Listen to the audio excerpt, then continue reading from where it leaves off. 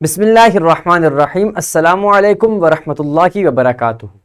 اسلامیات جماعت چہارم کے لیکچر میں خوش آمدید۔ عزیز طلباء و طالبات، آج ہم اسلامیات جماعت چہارم کا یونٹ نمبر 3.1 جو کہ سیرت طیبہ صلی اللہ علیہ وعلی آلہ واصحابہ وسلم سے متعلق ہے، اس کا آغاز کرنے جا رہے ہیں۔ 3.1 کا سیرت طیبہ میں جو پہلا سبق ہے وہ ہے نزول وحی کا واقعہ۔ آئیے دیکھتے ہیں حاصلات تعلم۔ پہلا حاصل تعلم ہے قرآن و سنت کی روشنی میں غار حرا میں پہلی وحی کے نزول کے واقعہ کے بارے میں جان سکیں، اور دوسرا حاصل تعلم ہے نزول وحی کے وقت حضرت خدیجۃ الکبریٰ رضی اللہ تعالی عنہا کے کردار کو جان سکیں۔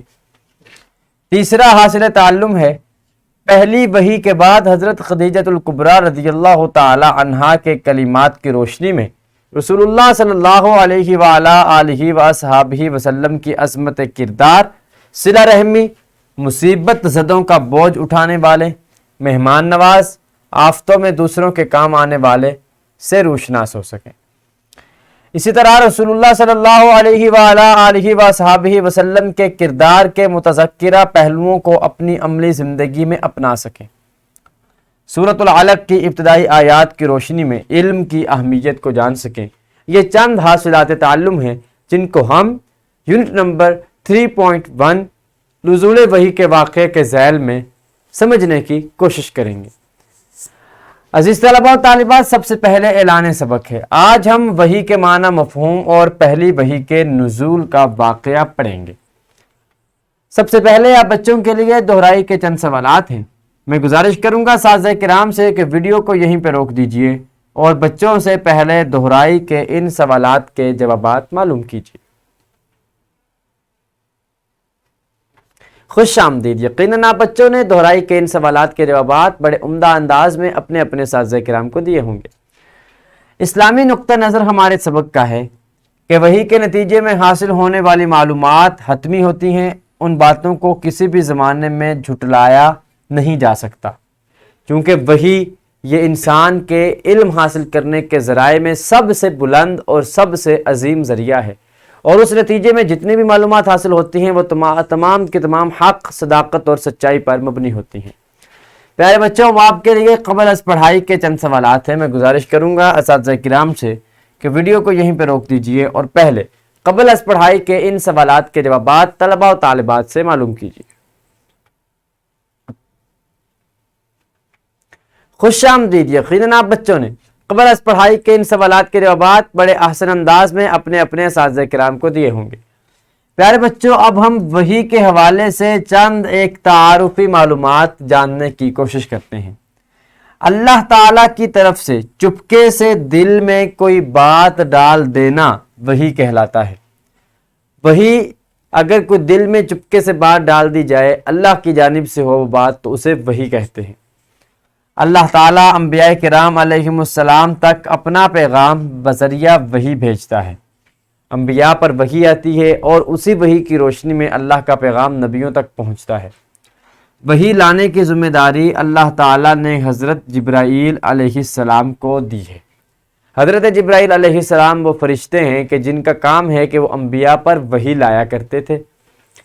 نزول وحی کے وقت آپ صلی اللہ علیہ وعلی آلہ وصحبہ وسلم کی عمر مبارک 40 برس تھی، یعنی جب وحی کے نزول کا آغاز ہوا اس وقت آپ صلی اللہ علیہ وعلی آلہ وسلم کی عمر مبارک 40 سال تھی۔ پہلی وحی میں سورۃ العلق کی پہلی 5 آیات نازل ہوئیں۔ سورۃ العلق 30ویں پارے میں ہے، اور پہلی 5 آیات میں اللہ تعالیٰ نے علم کی اہمیت اور فضیلت کو بیان کیا۔ پہلی وحی کے بعد رسول اللہ صلی اللہ علیہ وعلی آلہ وصحبہ وسلم حضرت خدیجہ رضی اللہ تعالی عنہا کے پاس تشریف لے گئے۔ آپ رضی اللہ عنہا نے رسول اللہ صلی اللہ علیہ وعلی آلہ وصحبہ وسلم کو تسلی دی، اور آپ صلی اللہ علیہ وسلم کے ایسے فضائل بیان کیے کہ جو رسول اللہ صلی اللہ علیہ وعلی آلہ وصحبہ وسلم کی عظمت کو سمجھنے کے لیے ہماری رہنمائی کرتے ہیں۔ پیارے بچوں، اب ہم کتاب کی جانب بڑھتے ہیں۔ وحی کے معنی و مفہوم۔ وحی کے لفظی معنی چپکے سے پوشیدہ طور پر کسی کے دل میں کوئی بات ڈالنے یا اشارے سے سمجھا دینے کے ہیں۔ شریعت میں وحی سے مراد اللہ تعالیٰ کا وہ پیغام ہے جو وہ اپنے انبیاء کرام علیہم السلام پر نازل فرماتا ہے۔ اللہ تعالیٰ کے وہ تمام پیغامات و ہدایات جو نبی کریم صلی اللہ علیہ وآلہ آلہ وصحبہ وسلم کو وقتاً فوقتاً ملے ہیں، وحی کہلاتے ہیں۔ پہلی وحی، نزول وحی سے پہلے نبی کریم صلی اللہ علیہ وآلہ آلہ وصحبہ وسلم خواب میں جو کچھ دیکھتے وہ سب سچ ثابت ہوتا، یعنی وحی کا آغاز سچے خوابوں سے ہوا۔ رمضان المبارک کے مہینہ میں ایک دن نبی کریم صلی اللہ علیہ وآلہ آلہ وصحبہ وسلم غار حرا میں یاد الہی میں مصروف تھے کہ حضرت جبرائیل علیہ السلام قرآن مجید کی چند آیات لے کر آئے۔ اس وقت آپ صلی اللہ علیہ وآلہ آلہ وصحبہ وسلم کی عمر مبارک 40 برس تھی۔ یہ اللہ تعالیٰ کی طرف سے نازل ہونے والی پہلی وحی تھی۔ وہ 5 آیات یہ ہیں: اقرأ بسم ربک الذی خلق، خلق الانسان من علق، اقرأ وربک الاکرم، الذی علم بالقلم، علم الانسان ما لم یعلم۔ سورۃ العلق کی 1 نمبر آیت سے لے کر 5 نمبر آیات۔ ترجمہ: پڑھ اپنے رب کے نام کی برکت سے جس نے پیدا کیا، جس نے انسان کو جمے ہوئے خون سے پیدا کیا۔ پڑھ کہ تیرا رب بڑا کریم ہے، جس نے قلم کے ذریعے سے سکھایا، اس نے انسان کو وہ کچھ سکھایا جو وہ نہیں جانتا تھا۔ پہلی وحی کا نزول آپ صلی اللہ علیہ وآلہ آلہ وصحبہ وسلم کے لیے بالکل نئی بات تھی۔ نزول وحی کے بعد آپ صلی اللہ علیہ وآلہ آلہ وصحبہ وسلم کی کیفیت بدل گئی۔ آپ فوراً گھر تشریف لائے، اپنی زوجہ حضرت خدیجہ رضی اللہ تعالی عنہا کو سارا واقعہ کہہ سنایا۔ حضرت خدیجہ رضی اللہ تعالی عنہا نے آپ صلی اللہ علیہ وآلہ آلہ وصحبہ وسلم کو تسلی دی۔ پیارے بچوں، کیا آپ جانتے ہیں کہ پہلی وحی سے یہ معلوم ہوا کہ اللہ تعالیٰ کے ہاں علم کی کتنی اہمیت ہے؟ انسان اگر ترقی کرنا چاہتا ہے تو اس کے لیے علم حاصل کرنا بہت ضروری ہے، کیونکہ پہلی وحی میں ہی اللہ کریم نے پڑھنے، پڑھانے اور علم کی باتیں نبی اکرم صلی اللہ علیہ وآلہ آلہ وصحبہ وسلم کو سکھائی ہیں۔